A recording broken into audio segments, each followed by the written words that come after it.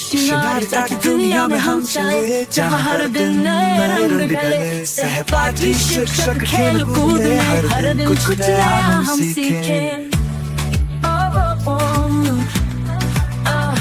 Scenery से देखो हर पल,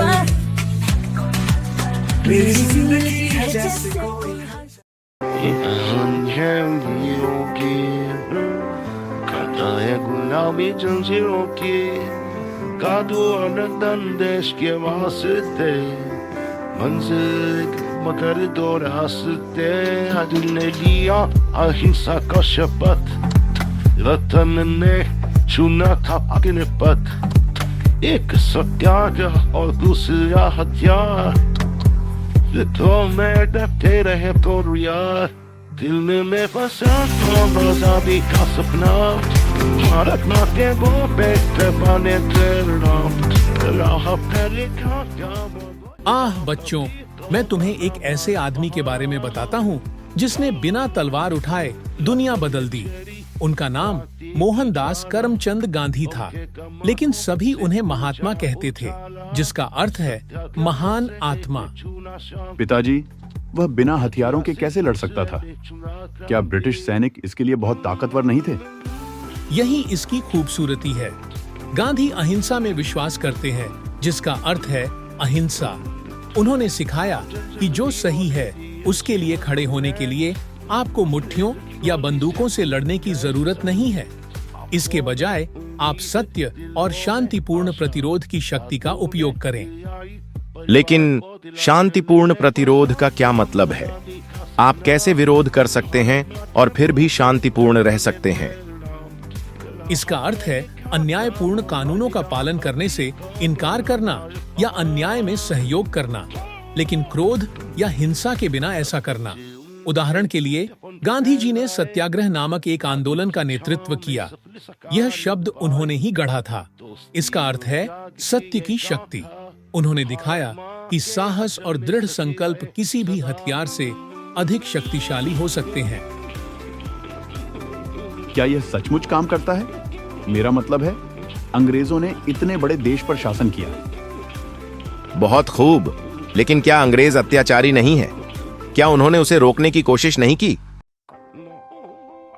ओह, उन्होंने उसे कई बार गिरफ्तार किया, लेकिन गांधी ने कभी हार नहीं मानी। उन्होंने हमेशा कहा, वे मेरे शरीर को कैद कर सकते हैं, लेकिन मेरे दिमाग को कभी नहीं। उनके धैर्य और शांतिपूर्ण दृष्टिकोण ने न केवल भारतीयों बल्कि दुनिया भर के लोगों को प्रेरित किया। हमें बताने के लिए धन्यवाद दादाजी। गांधी एक सच्चे नायक की तरह लगते हैं।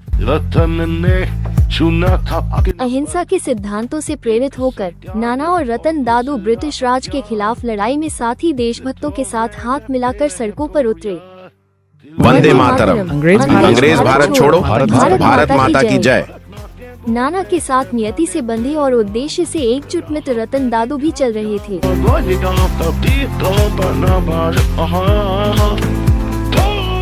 नाना और रतन दादू को पुलिस द्वारा पीटा जा रहा था।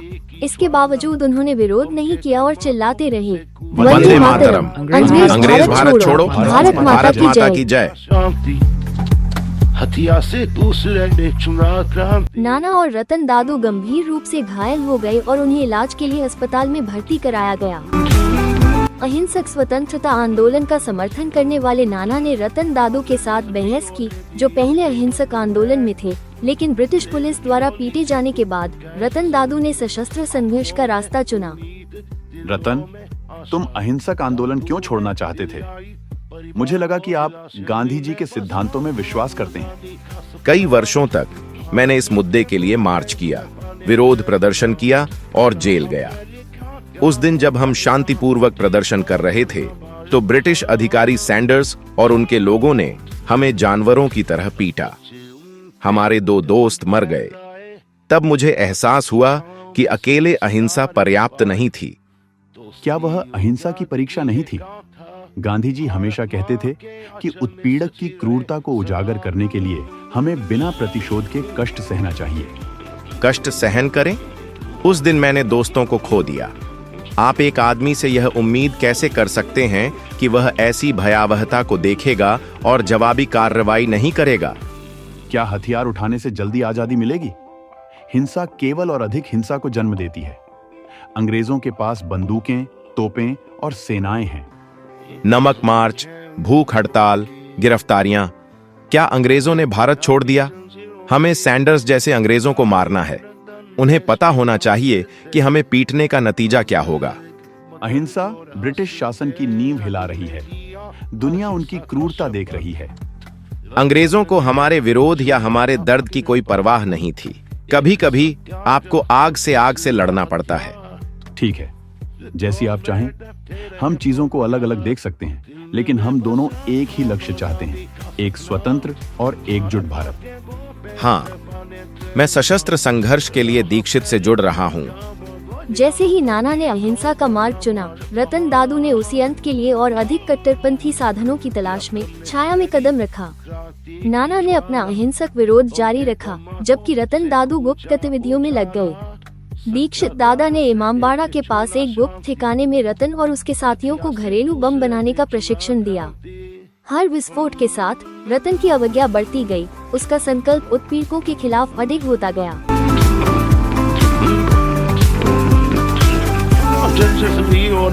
अमीनाबाद की एक हलचल भरी दोपहर में सड़कें जीवन से गुलजार थी, सतह के नीचे चल रही तूफान से अनजान।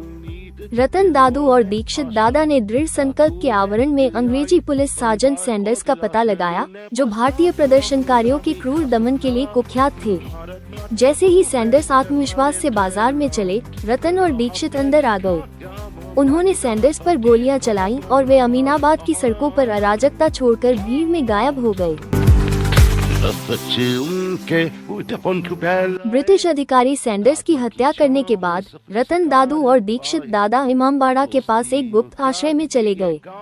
जब वे अपने कार्यों की गंभीरता को समझ रहे थे तो मंद रोशनी वाले ठिकाने में उनकी भारी सांसें गूंज रही थी।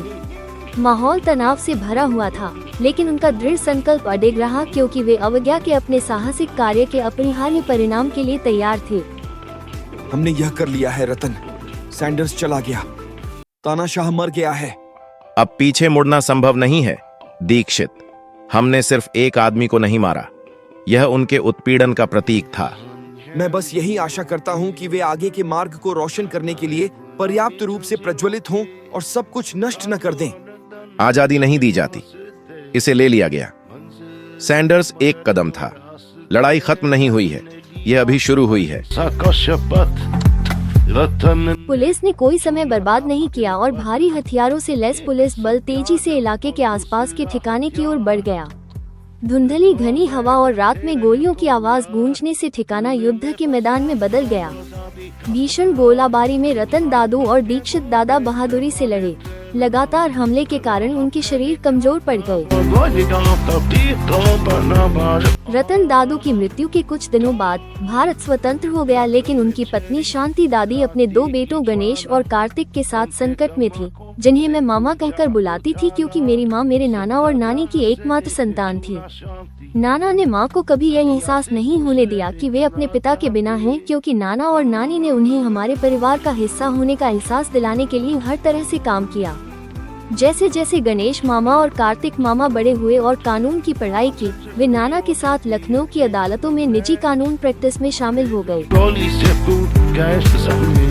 आँखों में उम्मीद, दिलों में आशा, दादू ने दिलाई परिवार को दिलासा, ने आजादी का सपना।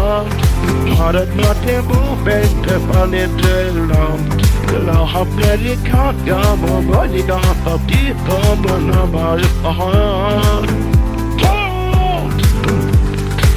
बच्चे उनके दादू की छाँव में सपने साकार पाए।